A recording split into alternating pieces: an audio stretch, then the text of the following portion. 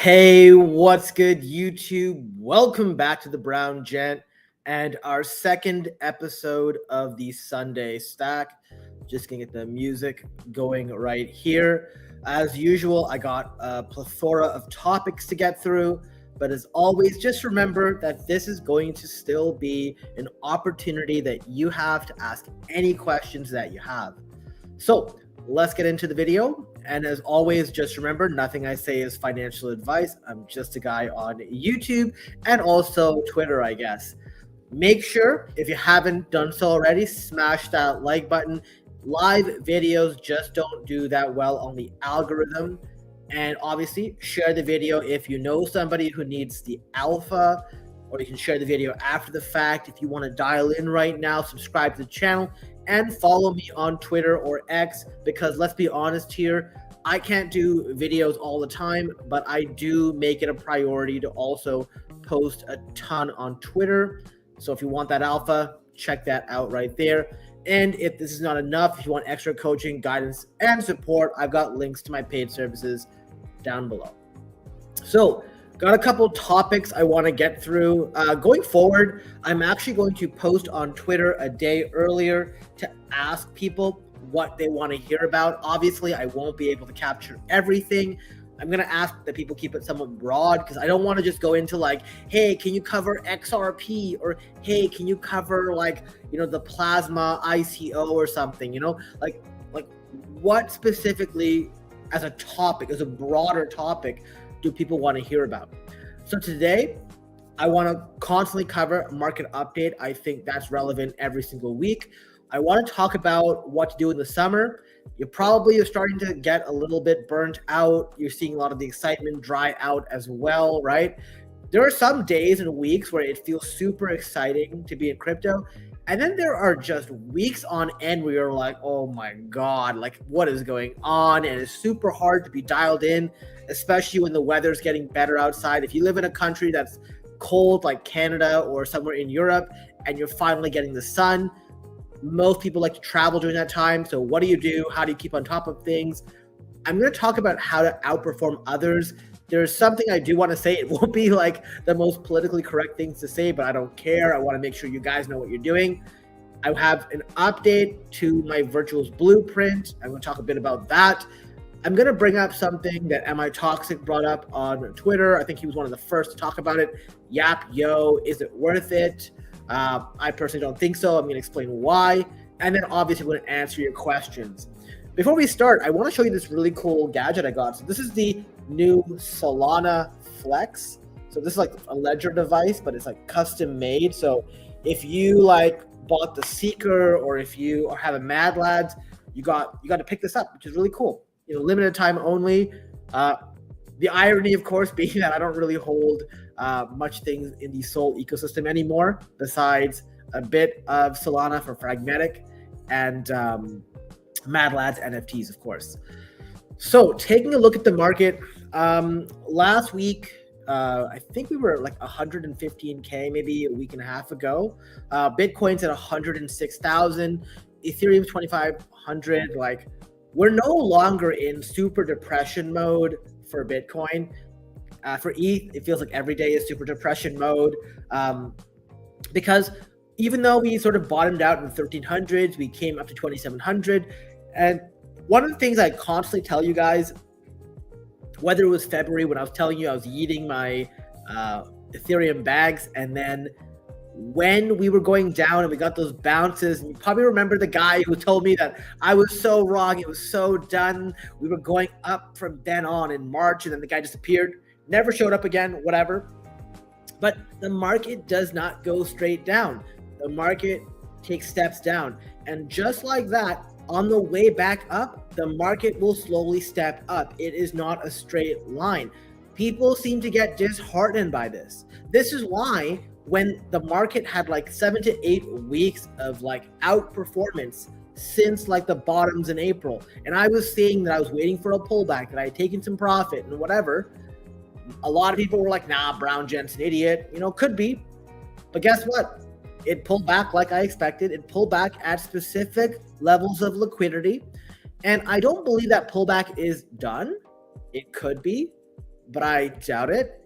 And I'm going to sort of talk you through my approach. But most of the coins are pretty much where we saw them last week. With, I think XRP is doing a little better than it was last week because we did get some really good buying opportunities on this, especially at the end of last week on Thursday.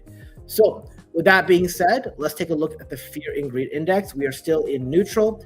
Obviously, as I mentioned in the past, you really want to be doing the majority of your buying down in the fear and extreme fear. Like literally your gut or visceral reaction will be telling you not to be purchasing at this time.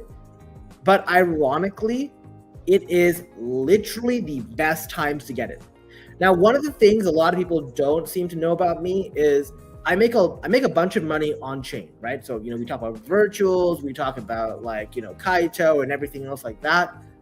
But most of the majority of the money that I make is done by following this approach, by buying assets when we are in the sort of extreme fear range. And the reason for that is it is the hardest time because when we are in these periods, they will tell you it's over. They will literally tell you, oh my God, we're going to zero. When we're at extreme greed, we're being told Bitcoin is going to 1 million. Neither of these things are true, at least this cycle, right? Not in the short term. So when you get those opportunities, take advantage of them. Because a lot of what people do and why a lot of people lose money in the markets, right? Like literally, if people could separate their emotions and they just followed an algorithm, they would do so much better, right? Because when you are down here, you think it's the end, you're just wasting money. Then when you start seeing breakouts, like let's say we're here in February and you see that breakout, this is like when Eric Trump was telling people to buy ETH, you'll thank me later, right? Well, people start seeing this, they think that they're going to miss out on the trade, so they jump in, even though they didn't buy the lows, and then the market pulls the rug from under them, and then they capitulate down here because they think it's over. Then when it runs back up here, they start buying again. So the problem with this is if you never sell and you only sell when things go down, you end up losing money. So you have to be I know it's hard. You have to separate your emotions. You have to literally just eat. If you can't do it, tell your friend or somebody who you trust to execute for you on the sort of ways you think, which is, hey, I need to buy low and sell high. And this sounds so obvious, right? You tell anyone that, they'll think you're an idiot for saying the obvious. But how many people can actually do that? Very few people are able to take profits at greed, right? And greed was literally like 2-3 weeks ago. If you're in the Web3 Secret Society, when we were here on this week, literally here, like early May, end of April, I told the Web3 Secret Society, we are not risk on yet, but we're going to be. And now's the time to jump in and super risk on 1 to 2 weeks. If anyone's from the Web3 Secret Society who's in the chat, you can sort of co-sign for this. But basically in our weekly calls, I would say, hey, now's the time. You got like 1 to 2 weeks, and then it becomes consensus. When it becomes consensus, you don't want to be putting on more risk, because at that point, when everyone's jumping in, you want to start taking shifts off the table. And that's exactly what we executed on, which is why I'm not saying I'm fully stabled up, but I took a lot of my on-chain bets off, took a lot of profits, right? So that we're now in this phase. And if we do get a further correction, I'm more than happy to put that glimmer black back in play, okay? Taking a look at Bitcoin here, right? So this is the weekly, right? Remember, we're looking for this orange line. This orange line is the weekly, 50 weekly EMA, right? This is the literal litmus test for where Bitcoin should bounce in a bull market, right? This is literally protected in a bull market. At the moment, it's at 84K. When we bounced in April, it was at 78K. So I'm expecting potentially that we get this correction. It may just be a wick, right? So just like this, we get, I don't know if you guys can see this. I'm gonna zoom in here. You see that you get wicks as well. So having a wick there is also fine. So I'm expecting us to see some more downside, potentially 97, potentially all the way to 92,000, right? So in this liquidity zone right here, like right here, And that would be ideal. Now, one of the things you have to recognize is this is a game of probabilities, so do not depend on it. But if you have allocated your assets appropriately, you know that you are way better off waiting for pullbacks here to add to your collection, to add to your Bitcoin stack, or to add to other assets, than just doing it blindly and saying, oh, I got the money, Bitcoin's at 110K, who cares, right? Because remember, our goal here is to maximize our money and minimize our risk. And the way you do that is by getting very good entries and having very sort of tight stop losses. So understanding what a close below the 50-week EMA exactly means, right? We never had that. But you probably recognize, even people like Jackus were saying, if we close below this on the weekly, that's a very bad sign, and we have to be ready to cut, right? Didn't happen. This stuff is respected. Like, take a look at that. There's a reason for this, right? September, look at that, right? Just take a look. Even over here, look how close it was, right? This is in the summer before the 2024 bull run. Once we broke out, we always stayed above. So just something to keep in mind, okay? And I'm gonna keep showing you guys this as a reminder. On the other hand, Ethereum has had a very tough road, right? Take a look over here. We've literally not broken 4,000 this cycle, right? March of 24, then we went to May of 24, then we went to December of 24. And since then, we've literally came down all this way, and it played out exactly the way I told you guys it would, right? Through the plan that Jack has sort of had shown us back in February.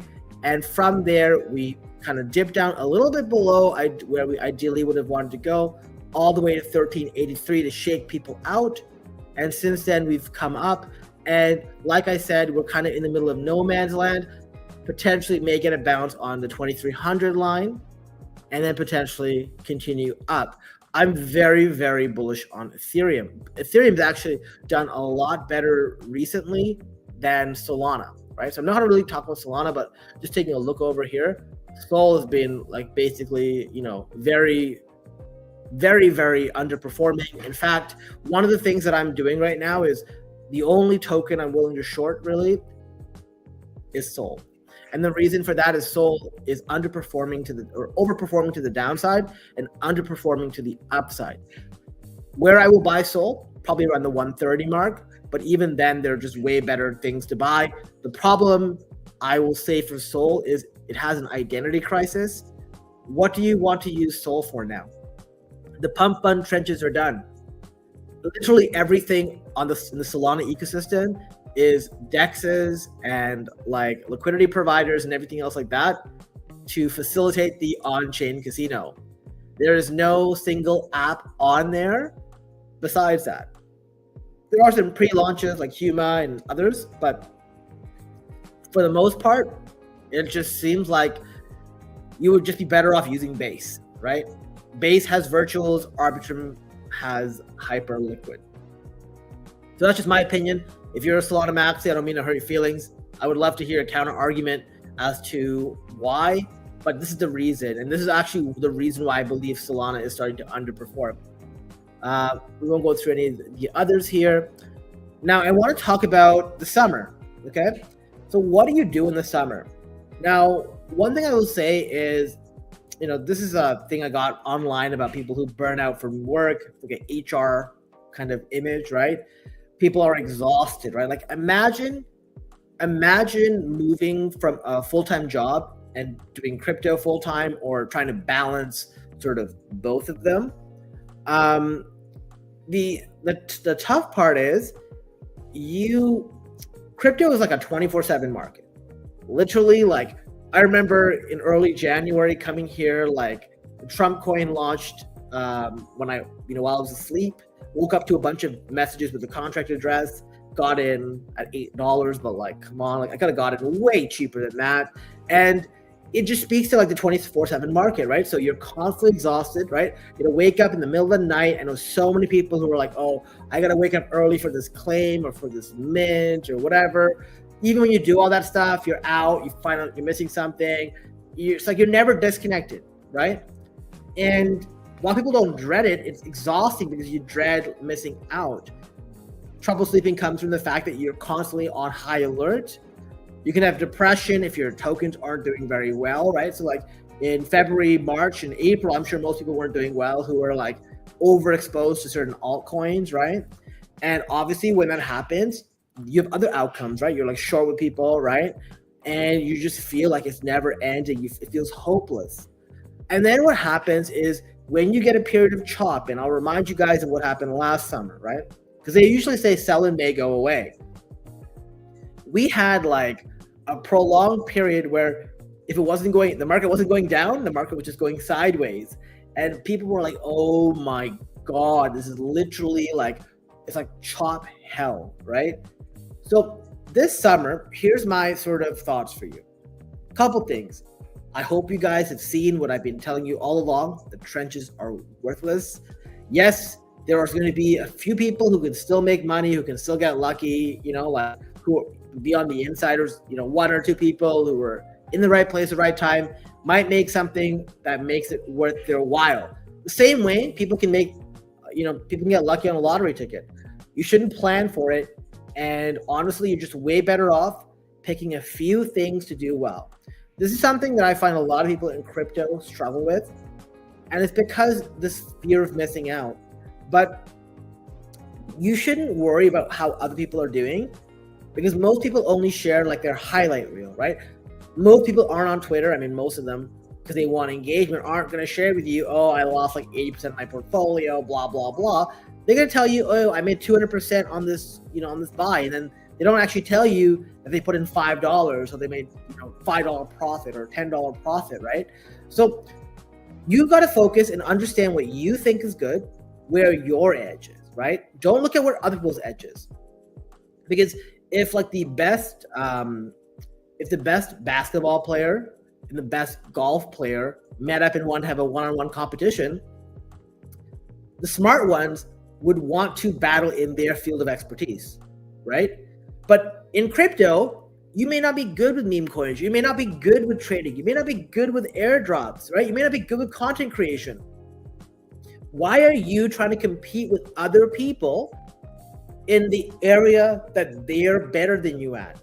Where is your skill set, right? Is your skill set setting up airdrop farms, being able to follow instructions? Is your skill set taking complicated facts and distilling it down so that a regular common person with a grade 7 language understanding or grade 7 understanding can figure this out, right? Then you're a content creator. Kaito is great for you, right? Are you somebody who's really good at reading charts or, good at following and executing a plan from technical analysis? Then trading is good for you. Are you somebody who's really good at connecting and networking with people and, sitting in like group calls for long periods of time? Maybe the trenches is for you. You've got to really identify what your strong suit is. Stop trying to do everything. And this actually goes on with the next topic, which is how to outperform others. What is your strength? If you haven't identified your strength, then you're just flailing around and diluting yourself, right? Like you need to be focusing on what you're best at and how do you leverage that to make the most money you can in crypto. I'll be honest with you guys. I am the absolute worst in the meme coin trenches. This is why I don't do them. The best meme coin plays I've ever done is buying larger caps or getting alpha from somebody, like in the case of Crash before he went big, and finding out, hey, buy this coin. Oh, great, it went like 7x or whatever that Telegram meme coin was back in the day, right? So these are the things you got to think about. Beyond that, you got to be okay with disconnecting. This summer, you cannot be glued to your phone. Have a few notifications set. Have some money on like a burner wallet that's on your phone that you have access to in case something like a black swan type of launch happens. I say black swan, like let's say like another Trump coin launches and you need to have it. Have something in backup, but be able to go out and live your life because at the end of the day, you gave up your, this whole idea of this is financial freedom, right? You didn't jump into crypto to not have a life. So you've got to find that balance. One of the things I would recommend for people is definitely take vacations, definitely go travel, go outside. People like to say touch grass, but my opinion of touching grass is go out there and do something else that makes you happy. One of the things that I do is I spend 2 hours in the gym every single day, right? It's a fantastic break from all this stuff. What is that going to be for you guys, right? Is it traveling? Is it going out with friends? Whatever it may be, go do that. Crypto will always be here. And the only way you can do that without second guessing yourself is by putting in the work, focusing on a few things so that when you're gone for a day, a week, or whatever it may be from being fully active, fully immersed, you are not worried because you've already set yourself up for success, okay? Now, to take that one step further on how to outperform others, right? It's really all about finding your strengths. But the other thing I want to talk about is there's a lot of people, especially in this world where now everyone can talk and everyone has a voice online. There are so many people out there who talk and know nothing. Like, it reminds me of that quote in the Game of Thrones, "You know nothing, Jon Snow," right? There are people out there who literally have nothing better to do than comment and provide guidance when they've literally been their portfolio is down like 98%. They've never made any money in crypto, and they just want to talk. But just like you wouldn't take fitness advice from a fat person, you wouldn't take financial advice from a homeless person, right? Why are you listening to somebody who's made $0 in crypto? There are so many stupid people out there who literally just feel the need to share what's going on. They're incentivized to do so because of Kaito and InfoFi, but they know absolutely nothing. And a very good example I can think of was I was, giving an example on Twitter the other day talking about taking profits, and somebody basically cut me off and said, "No, even if you make a small amount, to win's a win." I'm like, no, because there's a very big difference between executing on your plan and selling it early because you didn't have the conviction to follow it through, even though the thesis made a lot of sense, right? And this is what I mean. There's a lot of people who just don't get it. And this is why my recommendation for every single one of you, listen to the people who you want to emulate. If you hang out with 4 drunk people, you're the 5th drunk.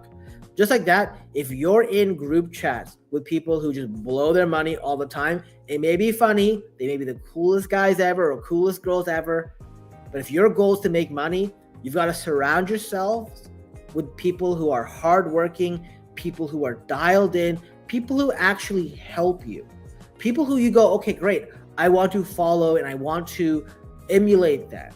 If you wouldn't want to emulate them, why would you want to listen to them? Why would you want to be around them? And I don't mean this in a negative way, like, oh my God, cut these people off.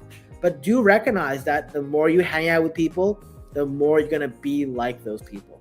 So if you want to outperform, and that's, for me, that is the number one thing. Like, I'm not here for underperformance. I'm here to optimize on everything, right? Like, one of the things I always do is I will review something. And I'm going to share an example with you in a few minutes. And when I do, I'm going to sort of use this example, but I will review it and go, did I do this the best I could? And can I do it better next time? That's the only way you'll ever improve, because even if you win, right? Like, one of the things I used to talk about in poker, there are so many ways to win a hand and so many ways to lose a hand. And you could win a hand that you had no right winning because you played it like trash, right? And you could lose a hand that you had no right losing, but you played it very well. But it's having a self-reflection after the fact that's really going to determine in the long term if how much luck and circumstance plays a role versus your methodology and sort of your process. Okay. So that's sort of my thing here, which is basically listen to the experts. Guys, I know technical analysis to a certain extent. You know who I know knows technical analysis way better? Jack is. So I always listen to what he has to say.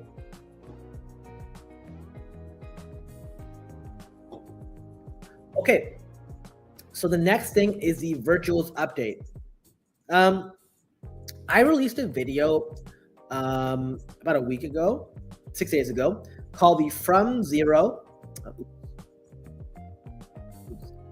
to Six Figures with Virtuals. So yeah, I had made 6 figures of realized gains at this point, not just on my docs wallets, but also in some of the other wallets, which is why I don't really include it in the profit wallet. But I share some of the things that I've done to be able to get there. Okay. I do want to tell you that there are some updates here. So it is relevant for you guys, because I know some of you haven't watched this video yet. I've linked this in the description below. You can go check it out after if you want to. But the more important thing is to understand how this has evolved. So I'll give you an example. So it might have been like 20 days ago now. So when I wrote this was 18 days ago. It is now June 9th over here. I posted this on June 7th. Yeah. So I had originally started staking very small, low cap Genesis agents. At the time, Wint was below like 1 million market cap. I'm like, perfect, time to buy this thing, right? Light and Holly were a little higher, but it doesn't matter. I bought $2,000 of Wint, $1,000 of Light, $1,000 of Holly. I staked these things, and I was earning like, a ton of points every day, right? My worst day was like 60,000 points, right? This was 2+ weeks ago when the strategy wasn't diluted. Now, like, everyone knows about it. So like, it is a race to the bottom. I'll talk about that in a second.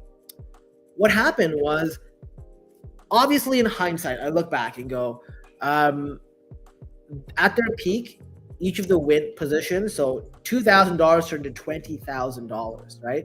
And the Light and Holly were about 2K, because people started seeing this and they started jumping in. Now, one of the things I want to tell you guys is I never share when I'm doing these, the tickers that I picked. And the reason I don't do that is I don't want to buy agents to dump on you later. It's not fair, in my opinion, if I went and bought Wint, bought Light, bought Holly, told you guys bought it, and then I dumped on you, right? Which is what, I'll be honest, I'm seeing a lot of people do now. They're posting these engagement threads. I've seen a lot of people do it, sad to say. And I'm telling you, I can see the reason they're doing it. When the strategy doesn't work anymore, it's heavily diluted. They want you to buy those tickers so they can dump it. I'm not saying everyone is doing this, but you have to be aware of this. We are moving from a PvP environment where it was super easy to get points, where now people are trying to extract from each other. Be very wary of that, which is why I want to give you this update. So when this is going on, and I staked it, I remember talking to Kate XBT about it. I was like DMing her about doing this, and I'm like, hey, like, I'm gonna do this. I'm gonna write these things off. So I'm gonna write off $4,000, whatever, right? And spoiler alert, I made more than $4,000 in profit off the dab points, that I got from these things. Because the idea was I write this whole thing off, right? Then I would look, and Wint had skyrocketed. Like, it was literally like 10K, right? Like, that a 1K position was 10K, and I had two of them. So I did about $20,000. But as expected, the broader market pullback, which, I had sold all my virtual tokens at $2.15. I believe it's like $1.80 or something right now. Maybe it's gone up because of the latest bump today.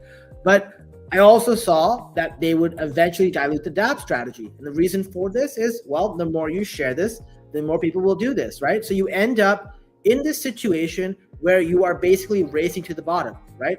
Because back in the day, 1K staked with 1K points, 20, 30, 40,000 points. And the more people would do this, there's less points to go around, and it would just sort of get completely nerfed. So what I'm seeing now, and I'm going to share that in a second, is the amount of points you get from DAB is so bad, like, in comparison, and you have to burn a ton of virtual to do it. So obviously, if I could do this again, I just wouldn't have staked at all, because I would have just been able to sell these right away, right? But obviously, if I didn't stake, I would have, I wouldn't have bought these assets so early, or I wouldn't have held them this long, right? So in this case, I made like $9,000 from this process after everything was said and done, after all the fees and all the other stuff, right? Like, I'm talking about all the taxes and everything you pay. Now, here's another example. So basically, Joe Bettman posted this earlier today. He did 5,200 virtual in volume yesterday. So 5,200 virtual, let's just assume it's like $2 for the sake of whatever, about like $10,000 worth of volume. I'm going to imagine he means buy volume because that's the only volume that matters for virtuals. He only had a 4 virtual loss, which means that like he was not wash trading, but sort of buying, waiting for the price to go up and then selling. And then, the taxes here and everything. So basically he did this, he got like 32,000 points, which, makes a lot of sense. That being said, I believe he's got like 20K staked with a token somewhere. I read it somewhere. It's just like maybe not $20,000, maybe $10,000, but even still, it's just a lot of money to have locked up. So at this point, I would just be very careful because DAB continues to get diluted. Remember, every single day these people do this. The more people do this stuff, the more people are willing to find the margins, the more it's not worth it for you, right? Because the virtual you'll have to burn in doing this, right? If you're not good at trading, is basically going to cost you, and you have to recoup that money in your points. I'm going to show you something from DJ Ape Trader in a second, but just take a look at this. So this is my Yapping wallet, right? So this is just my Yap wallet. I did stake virtual on here before, but like you can see here, that was a mistake, but whatever. I'm getting like, a decent amount of points from Yapping. So 2,300 3 days ago. So it was after GGO and everything, right? 4,400, 5,600 today. So a couple things. The Yapping points are 3% of the distribution compared to daily active bonus 72%. This is not costing me anything, right? Yes, you have to have 5,000 S Kaito or 5,000 YT S Kaito, but it's not bad. This also could be increasing. I think this is probably the best way back again. My approach, which I did share in the blueprint video, is to keep your Yapping wallet separate from your other wallets. And the reason for that is, you don't want, when you go to jail on this one, it's way rougher, right? Because this, the cost of points, if you are getting engagement on Twitter, is very low, like it's just your time. And then the other thing is, it's so hard to ramp back up if you stop for 10 days, right? And if you don't stop, you're doing 10 days where you're earning points. So on this one, I'm just gaining points, waiting to all in one of the launches. That's sort of the plan. Now, here's where the market has shifted. And I answered this question to KateXBT earlier today, which was, hey, like, is it worth it just sort of trickling points in launches? Well, people were like, oh, we should jump into Arts because Arts was partnered with DJ Ape. Now, here's the problem. Every time you oversubscribe, right? So like if it's oversubscribed 500%, if we assume the same tokenomics and everything, well, that means that your virtuals, like compared to 100%, you needed 5x the points to get the same allocation, right? But the problem is people are doing this with launches that aren't great anymore, and people have no compulsion or nothing stopping them from dumping. So what happens is you get a project like Arts, which is sitting at 1 million FTV, which if you sort of do the math on this, if you assume that most projects launch at an FTV or you get the initial input at 250K market cap, this is a 4x. You got a 4x on your money and you paid a significant premium for this, right? If I compare this to another launch, right? Let me look at Solace, right? And we're not gonna look at Solace at its current value. We're gonna look at it at the launch, just to be fair. So Solace was, let's do this again. So Solace was 2,500% oversubscribed. So let's just say your points, you need 5x more points to get into these, like 5x more points that you did for the Arts to get the same allocation. So in this case, we saw that Arts was 1 million. We need Solace to launch at 5 million to be break even, and higher, we're way better. So if we take a look at this, I believe it did a 10 or something, right? My memory serves me correct. Let's go back here. So here, it was, what? 28 mil, really? No. Oh, maybe I'm wrong. Okay. 28 mil. Let me just look at this just in case. I thought it was 10 for some reason. Okay, let's just say that we did it here, so the bottom of this, 26. So from this was 26 times better than Arts, but the points were only 5x more costing. So in fact, this was 5x better on your points. So this is why I tell people, do not jump into trash. Wait for a good launch. It doesn't matter. And also don't trickle. Do not put in 10% of your points into each launch and wait for a big one, because all of these things will launch and then start sort of dripping down, right? They will launch here, then drip down. And you're going to be stuck here while it's depreciating. What you want to be able to do is get in and get out on the first candle. And you can do that with the Trust Me Bro swap that I show you guys in the blueprint video. So be very careful and on the lookout to this. And by the way, since I'm on this topic, no, I did not. And it's for the exact reason I told you guys, right? I didn't think the launch was going to be very good. So I am being very picky. In my opinion, for me to bid on something, I need to be willing to go to jail for it. If the answer to that is no, I'm not, then I'm not bidding. And for me, Baby has a lot of promise. Now, I know Vader did not rank them very highly. We're going to see.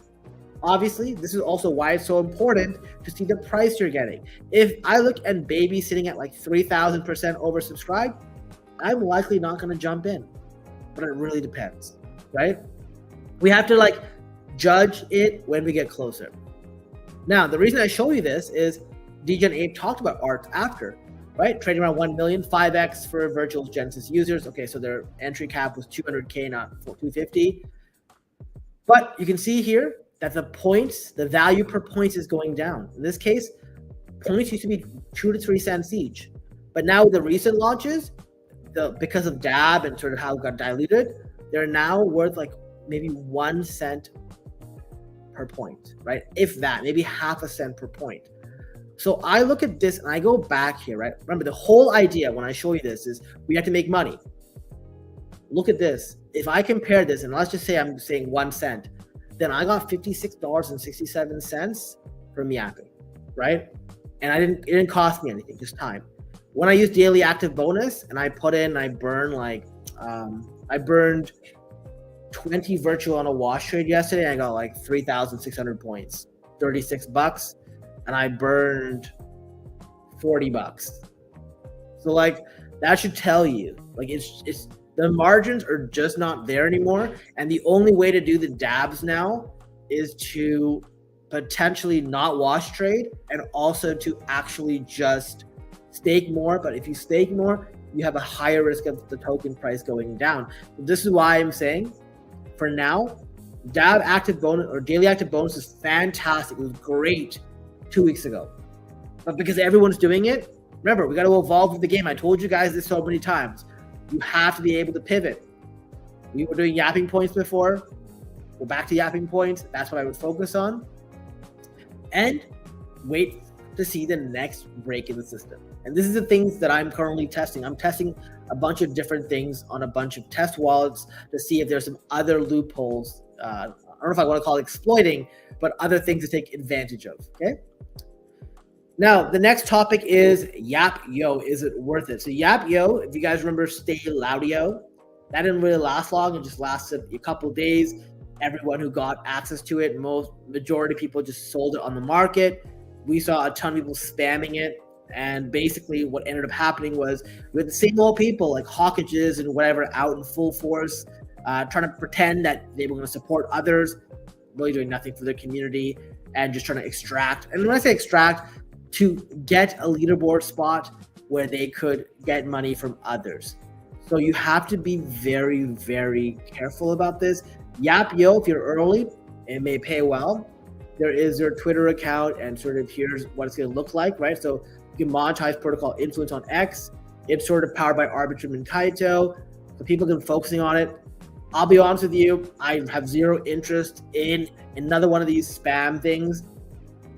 So if people want to spam that for money, I'm going to sort of use that time to try and rank up on some leaderboards and I've already muted this as well as this this account ticker mention anywhere. So that's what I'm doing. My recommendation for you guys is find a couple projects on Kaito that you like. Keep talking about them. It will help you build your brand. You'll become sort of known for that. And at the same time, you can rank up on the leaderboard and earn some extra rewards. Okay? Take a quick sip.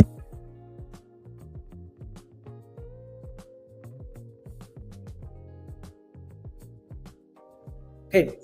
I'm not sure where the best place to go is for this because I had 0 people hit me up to do. I had some people hit me up for graphics, but nothing for like short or long form content editing. So I'm definitely gonna find a good place to find somebody. If any of you has any ideas on a good place to go to find people who are good for this, let me know. I don't want to go to Fiverr first because I find Fiverr is very like job specific, like one-off jobs and whatever. I want to find somebody I can trust who also understands crypto, and that's the hardest part. The person who edits these videos, I need them to understand crypto. If they don't understand crypto, it is literally going to be so hard because I had somebody who medium understood it, and then when they showed me an example, I'm like, you have 0 idea what the context is and all that stuff. Okay. And then also new series title, we'll do the drawing next week for this. We'll sort of take a look at this. Keep posting. I have linked down below on sort of what you can do with that tweet where you can post the examples of titles for this series, right? So is it really going to be called the Sunday Stack? Don't know. Maybe eventually I get too lazy to change it, but right now I'm not. So hey, maybe we find something better. All right, Q&A time. So let's see what's going on. To go through the comments here, we got Talut, Sunday Alpha Stack, let's go. How are you? We got Ajin Moto, hi. To Lights from the Netherlands, good evening to you too. Happy Sunday for you too, K-Dog. Sup, BG, help us to get virgin points by yapping, making some tweets, teaching people. I don't know if there's a question, but you know what? I see another question below, very similar. So number one thing people like to talk to me about, and I'm glad you're coming across this way. So a lot of people have this sort of victim mentality when it comes to posting. So here's what I tell my coaching clients, and I was telling somebody else this as well. But basically, think about, number one, think about me, right? I'm not saying I'm a big time influencer or anybody, right? Like I got 12.7 thousand subscribers on YouTube. I got like maybe almost 5,000 on Twitter. And the way that you get yaps, the way you build up your account, the way you build your brand, it is always going to be the same, which is, are you providing value? Now, I know a lot of people take a look at what they post and they're like, man, I posted something and I got 0 views, right? And then they look at a content creator who's talking about Latinas or writing GM and getting like 1,000 likes in 5 minutes, and it's disheartening. Don't get me wrong, I feel disheartened too. But what you don't see is all the work they put in to get to that stage, right? Like when a famous celebrity goes out, everyone recognizes them. When you go out, people probably don't recognize you. Why? Because how much work did they put in on their public persona?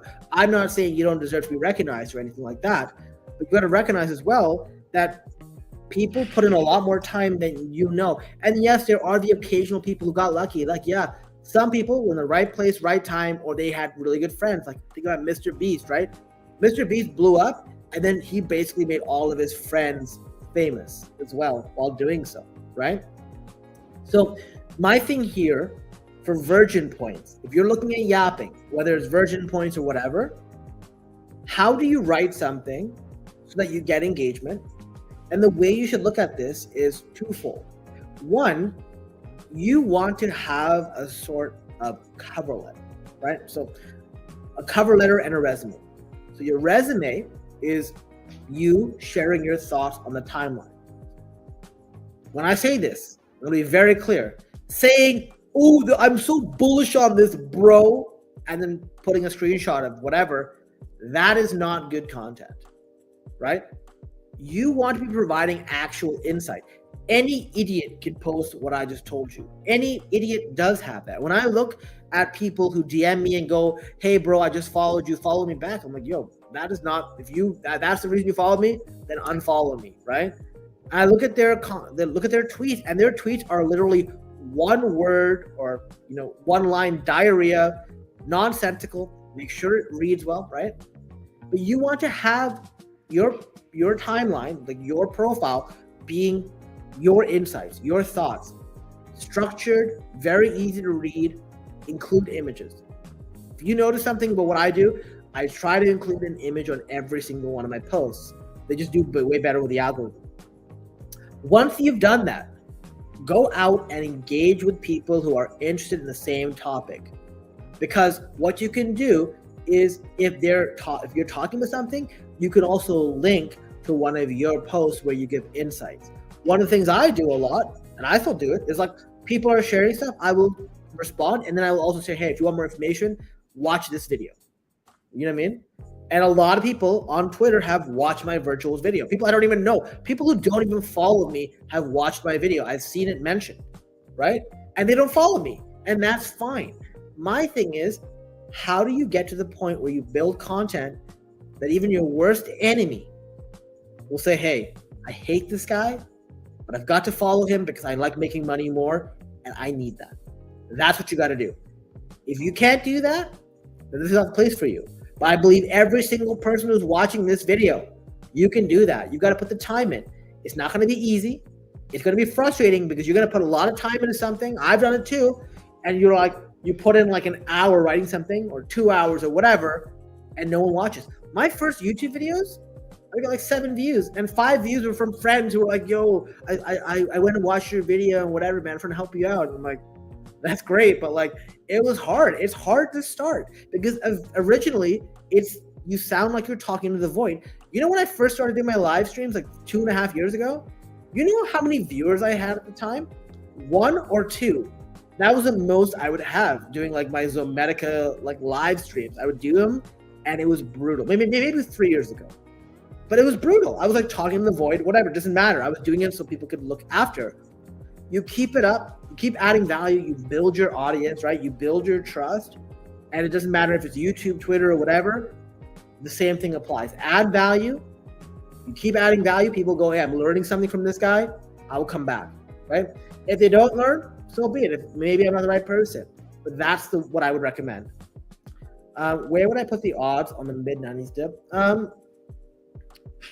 don't know. Like, I'd say it's higher than 50%, but let me tell you, K-Dog, I have a lot of money in spot, but it's on less risky assets. So less in altcoins and more in things like Bitcoin, Ethereum, XRP, Maker, right? Pepe. I mean, Pepe is a bit risky, but Aave, right? Things like that.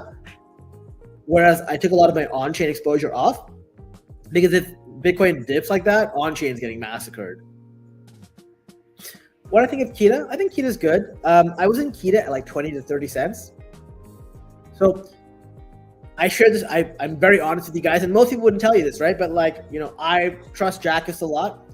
And to get access to Jackus every single day, there's one place he is, which is in the Because Bitcoin voice channels or whatever. So what Because Bitcoin does is they do like 2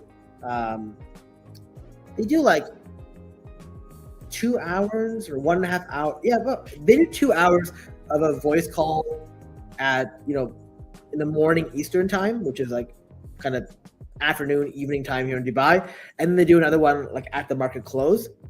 And Jackus is on in the morning.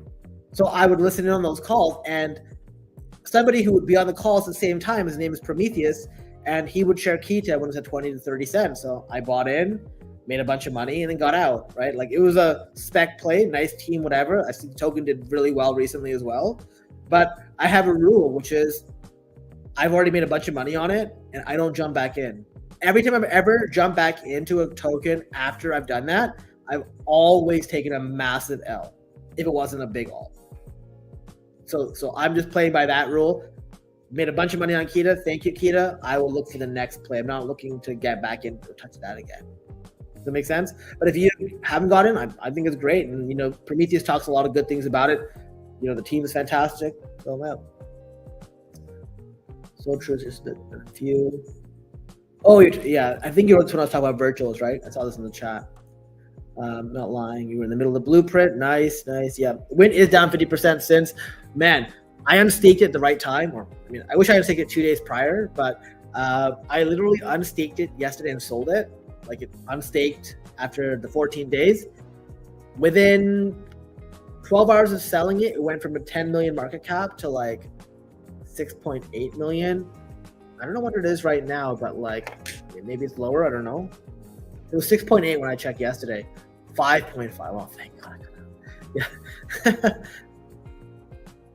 Like, look at this thing though. Look at this chart. Like, insanity, right?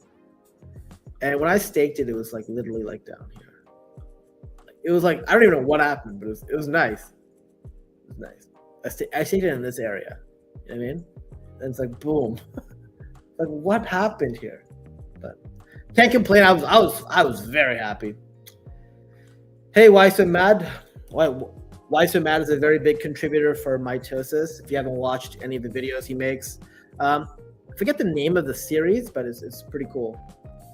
Also, praying that the mitosis token generation event is soon. I know that they launched the governance G-Mito token soon.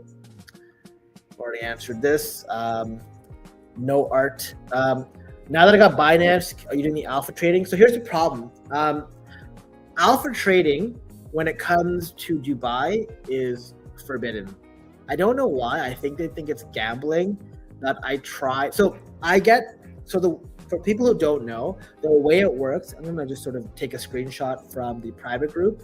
Give me 1 second, because what I did was I wanted others in our group to know exactly how to do this. So let me just find it. Binance. So I posted this on May 22nd. Here we go. So you can see this here, okay? So basically the way it works is, it's not live in the UAE. I'm not playing it, but basically you can search for alpha events in Binance, and they're tracking the app as the last 15 days of earning, right? So basically it looks at your Binance balance volume and your alpha buy volume. So basically, I was getting like 3 points daily at one point or whatever, right? But if you want to actually qualify for all the airdrops, you need to have like 200 points ideally, and then you can sort of use them or whatever. So you need to get 13.33 points per day. So I basically sort of did the math for them and said, okay, the best way to do this is these combinations, right? 2,048 or 4,096 in buy volume on alpha. And the thing is, alpha is certain tokens. When I tried to do this on Binance, it basically wouldn't let me do it because I looked and saw, Hey Anon and Fartcoin were some of the tokens that they allowed. So want to do it, wish I could do it. If you have access to do it, I think it's very worthwhile. It pays very, very well because, these are the bigger like airdrop tokens that you get a big quantity for. This pays way better than the launch pool. The Binance launch pool, basically you subscribe BNB or USD or USDCT for, whatever period of time you want, and you can take it whenever you want out, and you will just earn the airdrop of sort or the airdrop tokens of sort, and you can get those when DGG happens. So it's also good, but the alpha is way better if you can do it. Most people don't have a following. Yeah, but here's the thing, like, that's not an excuse, right? Like, I know most people have a following, but everyone starts somewhere, right? Like, I've seen people who have like 200 followers who now have thousands in the last couple months, right? You've got to put the time in. So you've been replying and making points, but only getting 20 views. Yeah, but so here's the thing. My recommendation is there are people out there who will respond to, if you write something insightful, a lot of times you will get responses, right? So like I said, it's a twofold thing. Number one, have a resume of sorts on your timeline, right? Of your thoughts. Because if people come on your timeline, this bullshit, they're not going to follow you.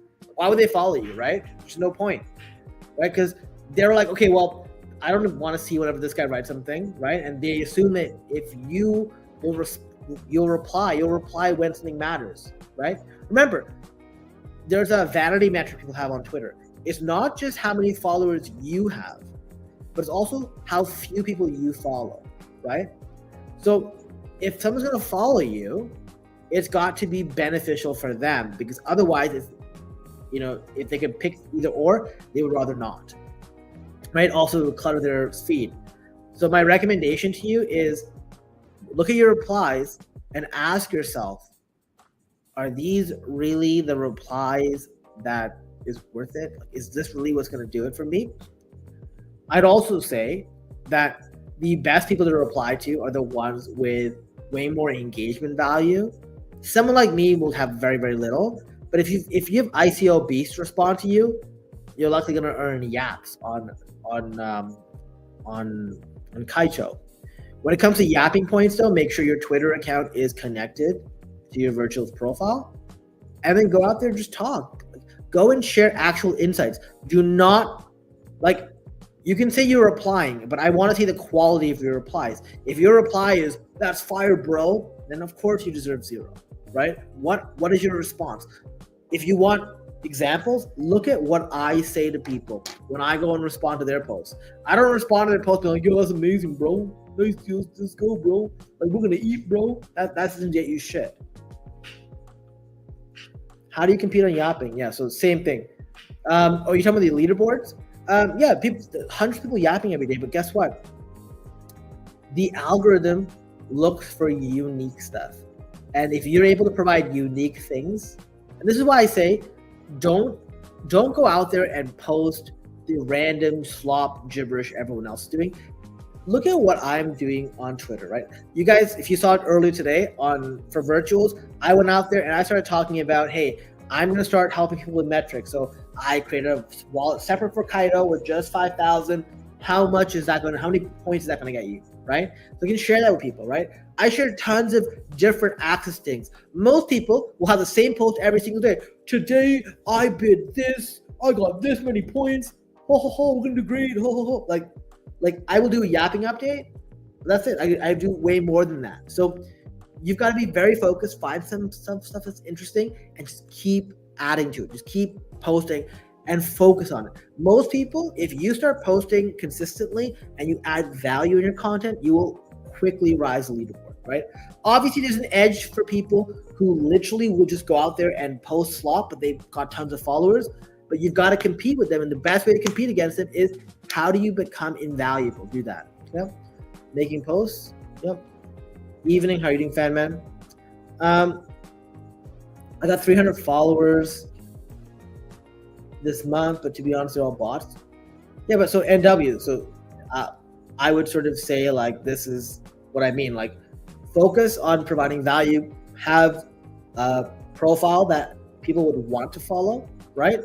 And then engage as much as possible. And don't engage on every topic. Engage on, pick 1 or 2 projects and be dialed in on Twitter there. Like, if you look at what I'm doing, my account is basically talked about virtuals nonstop with the occasional Infinex and DeFi.app, but it's pretty much all virtuals. You know what I'm saying? What is your brand? On Basis OS, I have Mindshare, but I didn't get rewards. When I asked the support team, they said I don't have yaps. Oh, is that how it works? So if you go on Kaito, right, and you take a look at your user card or whatever, maybe it looks at how many yaps you've earned as a coefficient to say, like, are you valuable? So one of the things that you should be doing, stupid thing is loading. One of the things you should be doing is, once again, the yaps will come as a consequence of putting in the work. I wish she was here, but there's someone named Claudia who's put a ton of work in recently. She's been getting yaps, getting these things. It's hard. I'm not saying it's going to be easy, but this is where we're moving. And I've been telling you guys this for almost a year now. Building a brand is huge. Now you have Kaito that's making this even more relevant. So to get yaps, you've got to get engagement from people. So like you can see here, I didn't earn any, I got no apps Make out very little. You can see, like, look at this. I got like 0.0216 yaps today, right? But this is what you got to do, and just getting engagement from people, right? Like some days it's hit or miss, right? But what the hell is this stupid thing? Why is this loading? Right? I didn't earn yaps for 3 days, but before that, 6.31, 9.18, right? Like I said, go out there and just keep engaging with people. Make the focus on the content and yaps secondary, right? For most things, you don't need yaps. I'm surprised to hear about Basis OS needing yaps, but focus on everything else then. Focus on getting on leaderboards, focus on other stuff. Hey, BG, love your content. What's the probability of getting all season this bull cycle? Okay, so you're not gonna like my answer. I don't think we get the all season that you're probably looking for. What you have to look at is Bitcoin basically will be the outperformer, and there'll be periods of time where you'll have certain altcoins outperform Bitcoin. Does that mean every altcoin? Well, no. In the past, we had 10, 20 tokens, so people could buy them because they look cheaper. Now there's millions of tokens, so it's just not going to happen, right? So we look at Bitcoin dominance, right? So we're here. And obviously, this is a little more delayed than we thought, but so this is like where I thought we were going to be. But we should have gotten all the way down here, right? So what we're expecting is Bitcoin dominance to drop significantly, right? Bitcoin dominance to drop significantly. Once it does, that's when we get alt season of what you're calling alt season, but doesn't mean all your shitters are going to do well, right? All these terrible derivatives, just like the better altcoins will outperform there, and then they'll all start selling off after. So you want to make sure you're very well positioned into good tokens. Don't listen to retards who tell you to buy garbage because it's not going to do well. This is why my positioning is like Hyperliquid, Pepe, Aave, Maker, right? Things like that. Render, Tau, ETH, Soul. I don't like complaining. I'd rather listen to people who are better than me and learn. Yeah, well, the problem is most people feel like they're owed something, right? There's a lot of people who are new this cycle. They don't give a shit that I was here in 2017. They don't care about that. Most people, if you like see the mentality of young people today, they're like, I don't want to work a 9 to 5. I deserve it for existing. And it doesn't work that way, right? The same thing goes with like the Kaito slump. I saw somebody who literally like copied somebody else's post today. And the thing was, the only reason I saw that was they tagged me in their post, and the person who copied them and posted in a group just wrote the same post, didn't credit the person who wrote it, just copy pasted it, included the tag on me, and I just responded going, why are you copying this guy's post, right? There's a lot of people who will just try to shortcut everything, and then they don't get the results they deserve. And that's sort of the best way I would say it. Like, I think you're doing the right thing. You want to delegate certain things to people, right? So for me, I delegate my technical analysis to Jackus. I understand it, but I'm going to listen to what Jackus has to say, Have already following notifications on.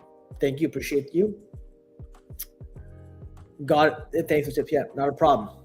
Good luck, by the way. Let me know how it goes. Does that thing on Twitter make a difference when yapping? Verified? People say it does.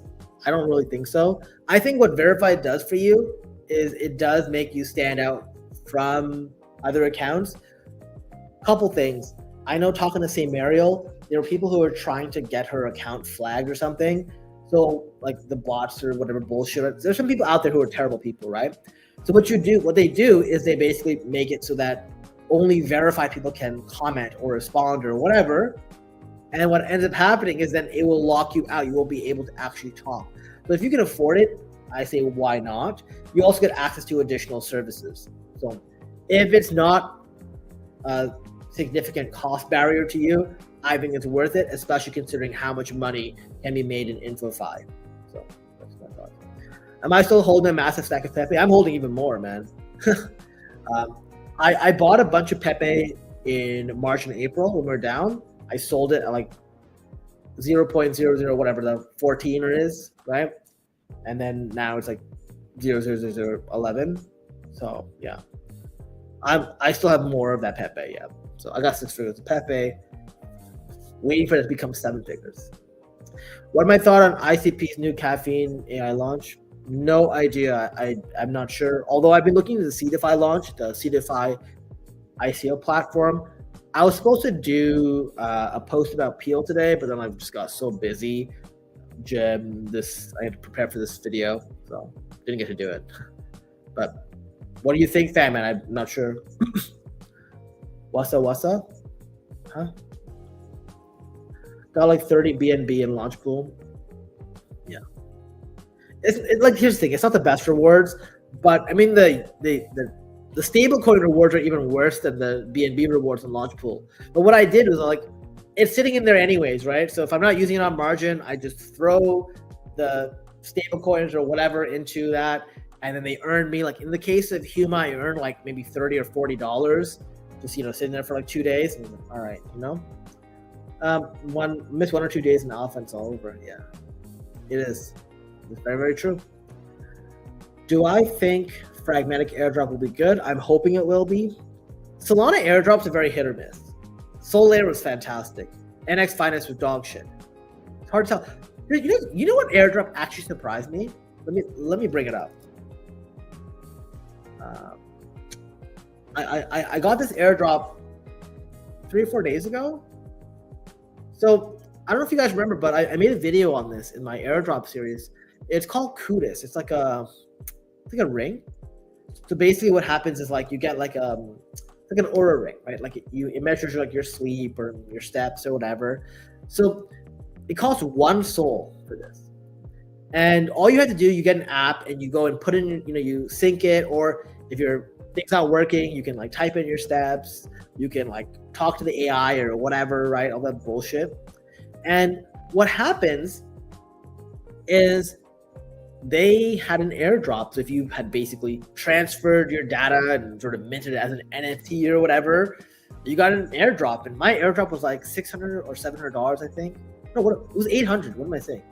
800? I think it was 800. I knew somebody got $5,000. And remember, I had a bunch of referrals, but apparently it didn't matter much.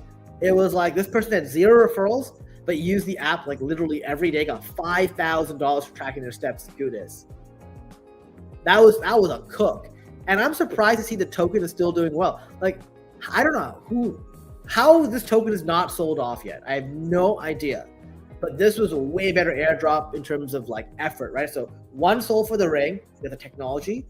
You got an NFT within 2 months called Edamame, which I think was like 1.2 SOL. I sold it for like 1.1 or 1.2 SOL, right? Probably like, I can even say 1 SOL. And then you get this. This is insane. And I also have another 1,000 Kudis that vest in a month or 2 months if I use the app longer, which I'm like, do I really want to do that? I don't know.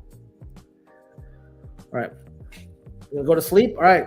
It's 6 a.m. to 4 p.m. Damn. All right. Good night, man. My best and Soul Jito. Yeah, I missed Jito. So I actually didn't touch Soul for a while, and then I heard about Jito and I got in. That's when everyone started talking about it, right? It was sort of like what Arbitrum was on EVM.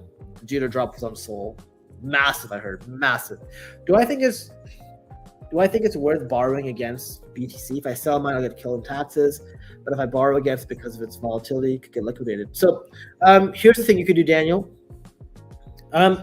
It depends on what your goal is. Are you trying to lock in profits? Like, what are you trying to do? So you have a couple options. Number one, you can use like the perpetuals platform or options to basically sort of lock in and put an insurance on your asset, right? So like you can basically go long or short, and basically like this way you lock in the profit without selling your full asset, right? You can have some of it. I do like borrowing against Bitcoin and ETH and Sol, as you know, but you have to do it in a way that's not retarded. The way I look at this is it's a piggy bank, right? So like when I was younger, I had like an emergency credit card my parents gave me if I ever needed something. I obviously was younger and stupid, so I misused it, got taken away, but that's another story. But what they meant for me to do was basically, if I need the money, use it. And that's what I would do here. Don't just use it because you have the money there. but have the process set up.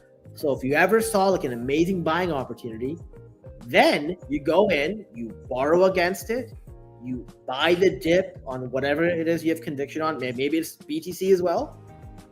You can even reinforce your borrow position by adding to that BTC with the money that you borrowed, right? So you borrow USDC against CB BTC. If I imagine you're using Bitcoin borrowed on Aave, right, on the base network. And then when Bitcoin goes up or whatever you bought goes up, you sell it off, you pay off your loan, and you pocket the rest. That's the best way to do it. I see far too many people who I've talked to the strategy about do this, and they get to the point of borrowing, then they buy something when it's not on sale, and then they don't sell it when it goes up either. And then they wreck themselves. So before you do any of that stuff, make sure you have a plan. What is it you're going to buy? At what price are you going to buy it? And at what price are you going to sell it? The goal is not to sit there and buy something to add to your stack on borrowed money. You want to be able to do this as a tool. The tool here is to flip. The tool is not to just add to your stack. I hope that makes sense, Dave. Okay. All right, we've been here for about an hour and 13 minutes. I got to run. Last question here anyways. So guys, if you enjoyed this video, hit the like button if you haven't already. Always appreciate that sort of stuff. Also, while you're at it, share the video, subscribe to the channel. Until next time, or until next Sunday, I'll see you later. Thanks again for watching. Have a good night.